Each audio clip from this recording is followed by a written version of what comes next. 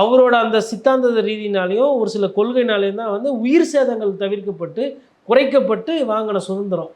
இது இன்றைக்கி நம்ம சுதந்திரம் வாங்கிட்டோம். அதனால் நமக்கு வந்து இந்த பேச்சுரிமை இருக்குது, மொழி உரிமை இருக்குது, நினச்ச சாமியை கும்பிட முடியுது, அடிமையாக இல்லை அப்படின்றது எல்லாத்துக்குமே விதை போட்ட ஒரு ஒரு ஒரு மனிதரை, ஒரு மிகப்பெரிய ஆளுமையை வந்து படம் எடுத்ததுக்கப்புறம் தான் எல்லாருக்கும் தெரியும் அப்படின்னா எதுனா டைட்டானிக் கப்பல் படமா?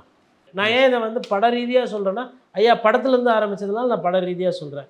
எனக்கு எங்கள் தாத்தா காந்தியடிகளை படம் பார்த்து தான் சொல்லணும்னு கிடையாது. எங்கள் தாத்தா, சித்தப்பா, பெரியப்பா அதுலேருந்து ஆரம்பித்து எனக்கு தமிழ் சொல்லிக் கொடுத்த வாத்தியார்லேருந்து எனக்கு ஆங்கிலம் சொல்லிக் கொடுத்த வாத்தியார்கள், ஸ்கூலு, பள்ளிக்கூடம் எல்லாத்துலேயுமே காந்தி தாத்தாவை பற்றி எனக்கு சொல்லிக் கொடுத்துருக்காங்க. அப்படி தான் வளர்த்தாங்க. ஒவ்வொரு இந்தியனும் பணத்தை தொட்டு பார்க்கும்போது அந்த காந்தி தாத்தா புகைப்படம் இருக்கு. அவர் வந்து நம்மளோட ஒன்றிணைந்தார். அவர் பிரிக்கவோ அல்ல அதை வந்து தள்ளி போக முடியாது. அப்படி இருக்கும்போது உங்கள் தாத்தா வந்து ஒரு படத்தை எடுத்ததுனால தான் உங்கள் தாத்தா வந்து பெருசாக இருக்குது. அதுக்கப்புறம் தான் எல்லாருக்குமே தெரியும்னா இது எப்படி புரியுது?